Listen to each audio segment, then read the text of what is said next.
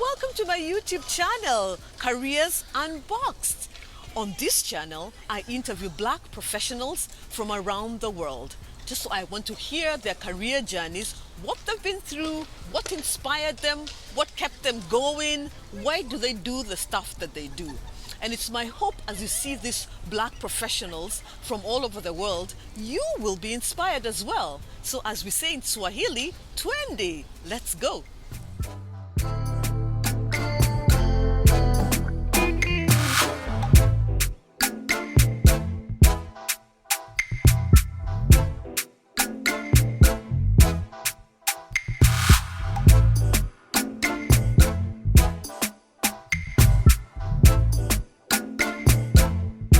Today I'll be introducing you to an entrepreneur. He's called Jimmy Mwangi, and he and his family ran a hotel, a resort actually, called Enashipai Resort and Spa in Naivasha, by the lake Naivasha. So I was involved in this project in terms of the landscaping about 10 years ago. And so I'm happy to come back and to see how the place has evolved over this time. And Jimmy will be just walking us through to tell us some of the interesting things about running an enterprise like this, and giving us some tips for other people who might be interested in doing the same, as well as telling us some of the challenges somebody to look out for. So welcome, let's meet Jimmy.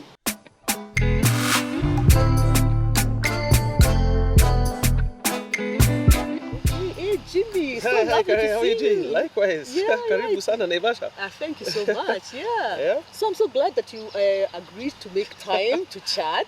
It was good. Nice Yeah. catch up. Yeah, absolutely. Yeah. So I was hoping, I know there's so many people who are interested in business and so forth, and I thought it would be interesting for us to have a conversation, just to get to know a little bit what you do and your take generally on business, right? Because you've been at it for a while. All right. Enashipai Resort and Spa is actually located on the shores of Lake Naivasha, which is just right behind us. That's in Kenya. And we essentially offer services to both leisure and conference or corporate clients. And we do that by offering authentic African hospitality, mainly focused on wellness. I see. Yes. Okay, wow. And so, Jimmy, okay, I know that you're now, I guess, like a managing director. So maybe tell us a little bit in terms of what your role is, and in terms of the business, that this particular business or others that you run. Maybe tell us what your role is. Okay. Our core business is essentially hospitality. Okay. This is what I do, what we do as a family. Yes. And my specific role is as a team leader. I lead our team. So that involves mainly motivating the team, motivation, and making sure people are at it is a big part of it. Setting a direction and a vision. We spend a lot of time communicating what our goals and expectations. We also spend a lot of time trying to get feedback from our customers. So it's a multifaceted role. But mainly it involves working with our team members and making sure that we equip them to be able to serve our customers well. Okay, wow, okay. And I know this, I've been involved in the project many years ago, so I know a little bit about it, but I just want to know, like, currently, what are some of the things that you offer? Like, I know there's the spa, I know there's the lake, like, what are some of the packages? If somebody was to come, what could they enjoy here? Okay. I think maybe the easiest way to address that would be we have accommodation packages, which tend to be mainly on full board, where we offer all meals, breakfast, lunch, dinner, 4 p.m. tea, and that tends to be more of a leisure guests, families, couples. And we also were able to convert some of our cottages, which had already been fitted with a full kitchen, into self-catering. So we do have some of our cottages and villas that have been set aside for self-catering. I think during COVID, people wanted to kind of just stay on their own. So that option is still there, and we do have people who prefer to have a self-catering option. And sometimes we tweak it a bit, where you might want that option, but you don't want to cook. So we are able to give you a cook, a steward to kind of help you with the cleaning. So we kind of just tailor it to what the customer would want. Then we also have conference packages, which tend to be either full day or half day. And a good number of them actually are residential. So not only are you doing conferencing, but you're also spending the night here and having your meals with us. We have spa packages, and these vary. Most of them are individualized. You have treatments, you have facials, you have a salon that does hair, pedicures, manicures, haircuts, nail stuff, and all those kind of things. And we also offer some for groups. You might see, maybe some girlfriends want to come up and have, whatever it is that they're celebrating. Then they tend to do things in groups. You can have a massage for 2, for 3. There are couples massages. We have some for moms and daughters. So we tend to find, even though most of the treatments are individual, but we're getting more and more people wanting to do things as more than one. Yeah. Like kind of like a getaway. Like a getaway, and let's also go focus on wellness. Yes. We have some that also focus on nutrition with their wellness. So when they come here, they ask for a special diet, and we're able to accommodate that. Then we also have activities, which is what you had mentioned. A good part of it is boat rides along the lake. We have Crescent Island that's just across from us. So we're able to combine a boat tour into a walking safari, which tends to be quite good. We're not far from Hell's Gate National Park, where you can, it's a national park. It's mainly an adventure national park, but we do have some animals. Kengen geothermal activities are actually inside Hell's Gate National Park. Wow. So if you do get a chance to travel, you're able to see some of the steam wells and see some of that activity happening. Kengen themselves have a natural spa. So that's Kengen is, I'm just wondering for other Kengen is the national Kenya's electricity generating company. All right. So and they generate through various forms. There's hydro. They're able to tap water and convert that to electricity. But of late and in Naivasha, they're doing it through tapping geothermal potential. That's neat. So that's what we were talking about. Then they're able to use some of the water that is occurring naturally and have made a pool into it. So you're able to have a natural spa. So that's a big attraction. And then we also have a mountain. Mount Longonot is not very far from us out here. So for those who, want a 4 to 5 hour hike. Excursion of some sort, yes. Yeah, it's not very far from us. So yeah, we do offer those kinds of services. We have trips to flower farms. There are a lot of big commercial horticultural and flower export farms. So you're able to see some of that agriculture happening. Yeah. Okay, wow, that's quite a lot. Yeah, it's a lot. There's a lot to see and do out here in our area. Okay, excellent. Well, what did you study in uni, and how, do you apply anything that of what you studied into what you're currently doing? I know you're saying you're managing the teams, or kind of like team building and whatever, but just what did you study? And you're right. I didn't study hospitality. We actually got into it almost by accident. I studied industrial engineering and business management. So yes, I don't directly get to utilize it. Yes. But I think indirectly I do get to use it on a day-to-day basis. And mainly it's just in problem solving. Because you're going to get many different problems. So just how you apply yourself, either through critical thinking or other intuitive ways to solve problems, is what's important. I agree. And you said that's not what you had kind of intended from onset to start. So what sparked your interest, and how did you get involved in the hospitality? Like, how did it happen for you, or how did that happen? What sparked your interest? I think in general, I've always been interested in business. I may not have known exactly which business I was going to go into. And the way this happened was my parents owned the land that the hotel is sitting on. I see. and they did not quite know what to do with it. Okay. And mainly because at the time my parents or my dad was actually informal employment. Okay. So he had a full-time job that kept him very busy. And it's only after he retired that he now had the time and a little bandwidth to think about what do we do. So that's how it started. What do we do with this? So we started off utilizing some of the small, I think we had 2 houses and some stores that we converted into a 25-room hotel. So that's how we started. Oh, wow. It had a different name, like Naivasha Holiday Inn. Yes, and then we started the master plan process of what is currently today Enashipai Resort and Spa. Okay. So it's been a process, and all this started in phases. So it just kind of started, and we were like, okay, we're in this thing, now we're in hospitality, so let's learn and see what we can do with it. Okay. Yeah. Wow. I mean, just to see how it has evolved, because I remember being involved from the early days when it was, you're right, Holiday Inn, that's just true, that's 25 rooms and so forth. It's pretty impressive.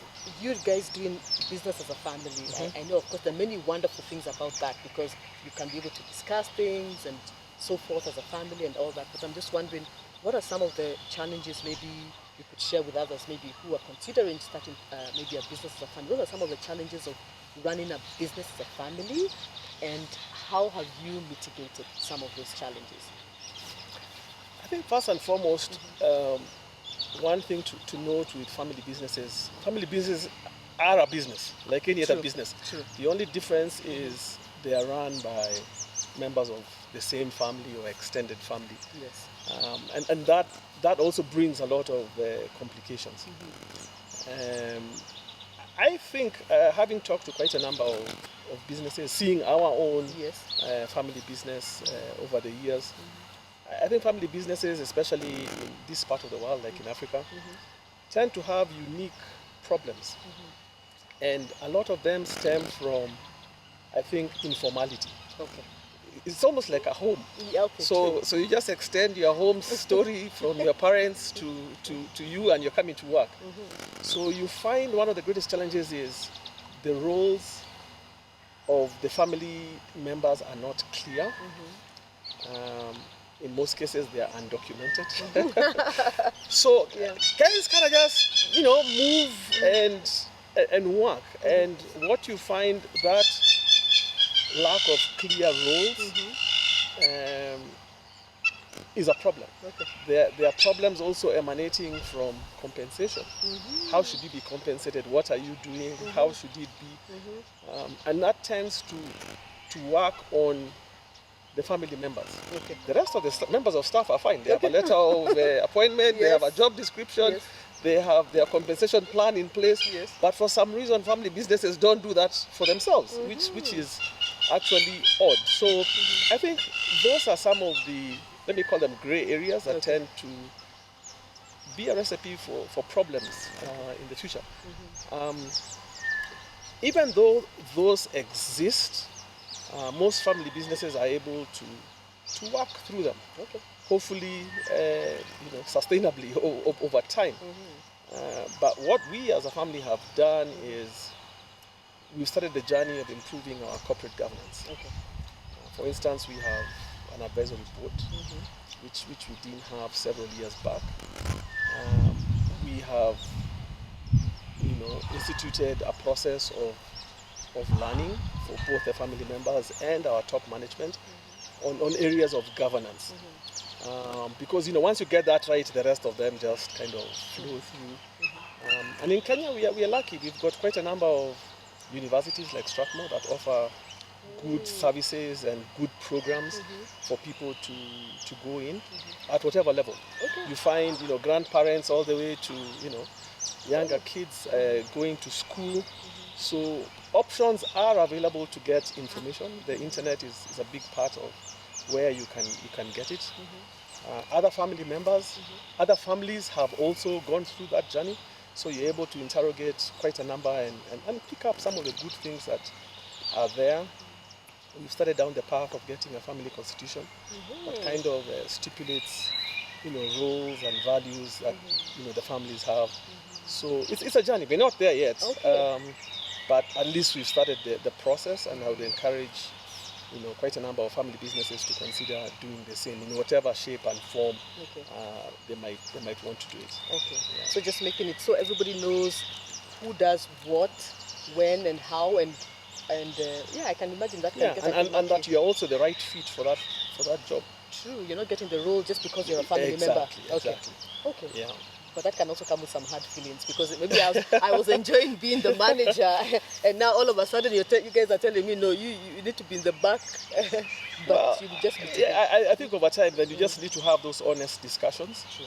Or alternatively equip them with the skills that are required to do a particular role. Okay. So I'm not necessarily saying no, go away. No, that's not what I'm saying. But just ensure that the family is at a point where they are going to have the best chance of success, whether it's with a family member or a non-family member. And equipping both the family members and the non-family members in your business with skills that will ensure that the business continues to grow and to succeed over time. Okay. Yeah. That's fair enough. Okay, and I know you guys have won a couple of awards over the last years. I think maybe could you tell us maybe what like which awards were this and for what? And okay. Yeah, pretty much. I think over the 10 years that we've been in existence, we've won quite a number of awards consistently. There are international category awards, like there's a World Travel Awards that awards countries and regions differently. In our particular case, we've been Kenya's leading spa resort for quite a number of years. So we have awards that award you as a hospitality entity. We've also gotten corporate travel awards that have awarded us for our conferencing business and our conference center. And we've also got quite a number of spa awards. We've won Luxury Spa Award of the Year, I think 1 or 2 years, and a few others in the spa category. We also have, TripAdvisor awards. We've got certificates of distinction pretty much every year. Wow. For a long time. Okay. Like we've been awarded Samantha Bridal's Best Garden Wedding Hotel Venue. It's not you or canvassing in some ways, but you're just doing your best. Yeah. Or TripAdvisor, really. All those are just, comments that people have out there, and you're able to go out and see what they have. Yeah? I mean, with COVID, every business has been forced to, kind of like rethink how they do business, or to kind of innovate in some way. And hospitality, I can just imagine how much you guys have been affected in some ways. So for you guys, what are some of the things that you have done to kind of overcome the challenges of COVID? How have you innovated during this time? Some of the innovations that came in with industry, some of them came in with us as a property. Across the board, people became more flexible with payment options. Okay. A lot of people went cashless. So most people were either able to use electronic means of payment, were able to use mobile money to be able to complete a lot of their transactions. And that has helped because obviously people didn't want the process of handling cash, and we kept that to an absolute bare minimum. In the rooms, in the conference rooms, we've had to obviously reduce the numbers of people that are in the conference room to just make sure people are social distanced. The same applied in places like in the restaurants. We're able to, for the same amount of space, maybe take 30% of the people that we had before. Service before in some cases was buffet. You were able to serve yourself. Nowadays you cannot serve yourself. We have people dedicated to serve you, just to limit the amount of touchy items that people are dealing with. In the rooms, we've also had to be flexible. We've had options where people were able to convert use of our rooms into offices to enable them to have online meetings in an area that was conducive for them. We've had to have self-catering options in some of our cottages and villas to allow people to come in as families or as just individuals and they're able to manage themselves within Yes. that space, Okay. and be away from home for a few days. We've had other families come and want us to cater for them in other areas, like Hell's Gate National Park and some of the other facilities that are available. So they are actually our customers. They come, they stay here, and they ask to be catered for lunch or maybe for their dinner in a separate location, just for them to be able to enjoy Naivasha in a different way. Okay. We've also been a bit flexible on the number of people. Before we had quite a number of events that had big groups. So now we are having events but with smaller groups. So we have to be a bit more flexible in the pricing of our activities, even with the smaller groups. Give people a lot more lead time to be able to make decisions on whether they can come or not. How about maybe people who come here for conferences and all? I'm just wondering, because that's one of the things that you say that you have. How are the conferences kind of running? Did you have to switch up anything on that? Yeah, we had to improve our internet bandwidth capacity to allow people to access conference facilities, mainly through hybrid. We've got people who come, and a few of them are in conference, but quite a number of them are joining them in conference, but from home. Oh, wow. So for that to happen, then they have to have stable internet, the clarity of their presentations and everything have to be quite good. So a lot of people, obviously ourselves included, had to improve on our audio visual. And I think more and more you will see people doing a lot more of that. Okay, makes sense. So you've kind of touched on it. So but I'm just wondering, maybe you might want to add something else. Like, what are some of the skills that are necessary for the job that you do, or in terms of running a business? I know you've kind of said, like, you need to be open to kind of learning and being open to also receive tough feedback from family members or from others. But I'm just wondering also, what are some of the skills that would be helpful for someone to build in themselves if they want to run a business, for example? I think more and more you're finding communication is a big part of it, because you're always communicating. You're communicating internal, externally. So improving anything that can improve your ability to communicate better, presentation skills, anything you can do to just improve how you present and package your message is good. You have to be a good listener. So you find that you have to be listening all the time. Oh, wow. Just so that you fully understand what people are.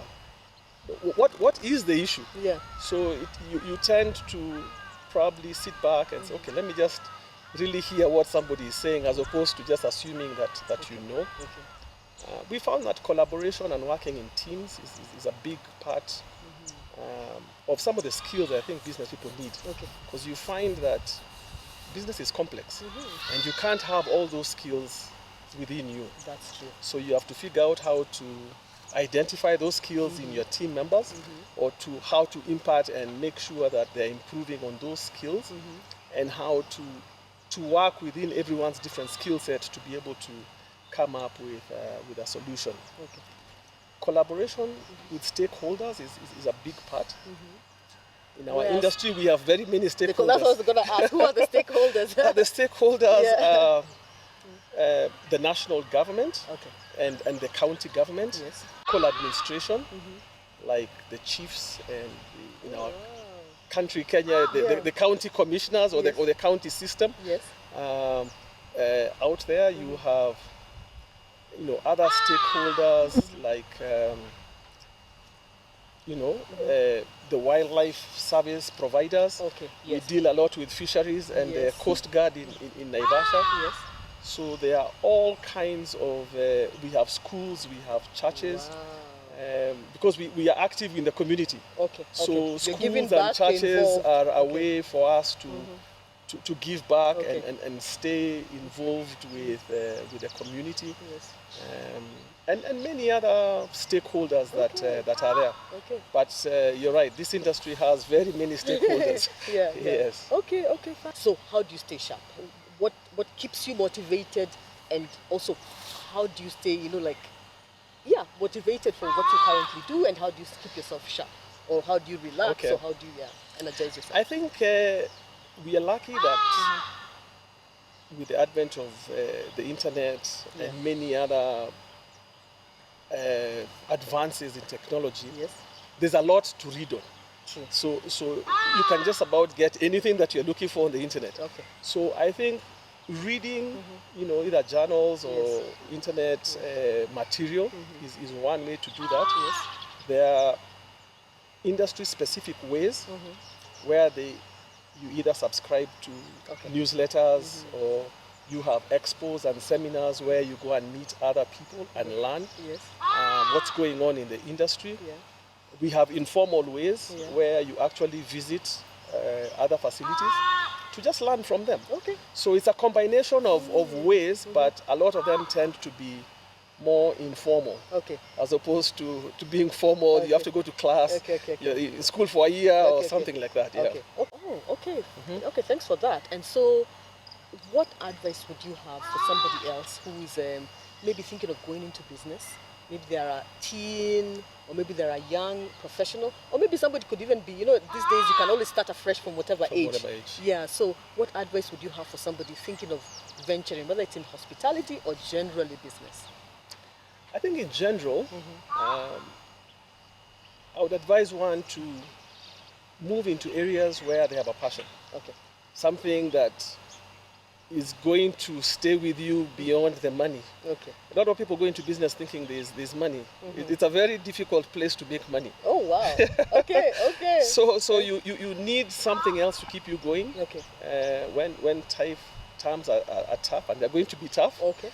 So just find something that you're passionate about and try and create a business around your passion. I think would be a good thing. Okay.